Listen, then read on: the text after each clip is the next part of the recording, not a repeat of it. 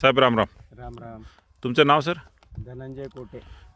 Sir आपलं या ठिकाणी आंबे, नारळ, जांभळ, अंजीर असे वेगवेगळे झाडं लावला तुम्ही.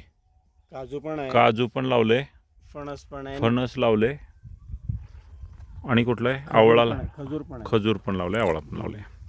तर याच्यासाठी आपण गेल्या 1 महिन्याच्या अगोदर तुमची ही झाडं लावल्यानंतर वाढच होत नव्हती, कमी होती आणि पानं पिवळं दिसत होते.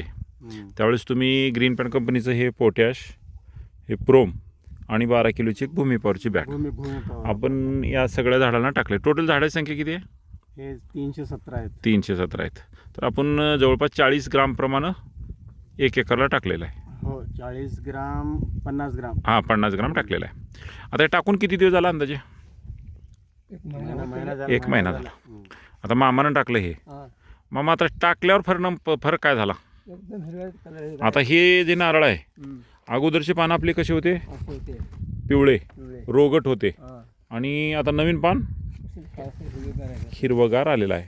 अगोदरपेक्षा पान आता पसर पण येऊ लागले.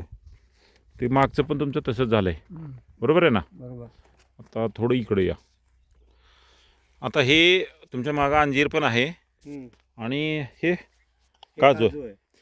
आता याच्यामध्ये जी नवीन वाढ झाली, हे जमीन पान जे दिसतंय, हे सगळं लुसलुसी जे पान आहे हे आपलं खत टाकल्यानंतर आलेलं आहे.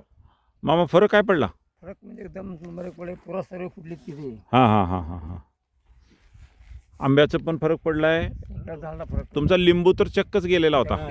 लिंबातला सगळ्यालाच आता लिंबू फुटलं ते. हां, लिंबू पण. हां. हे खत वापरून समाधानी सर? खूप समाधान आहे. हां, याच्यासाठी तुम्ही भूमी पॉवर, पोटॅश, प्रोम टाकलंय आणि वरून ग्रो नायट्रोकिंगची फवारणीसुद्धा केली, बरोबर आहे ना? तर आम्ही जे खतं तुम्हाला दिले, जे ट्रीटमेंट दिली, ते योग्य प्रमाणे तुम्ही सांगितल्याप्रमाणे आणि किंवा त्या डिस्क्रिप्शनप्रमाणेच सगळं औषध वगैरे दिलेलं आहे ते. हां. त्यामुळं योग्य फायदा झाला. योग्य म्हणजे भरपूर फायदा झाला. हां, तुम्ही समाधानी आहात ना सर? हो. ओके, धन्यवाद सर.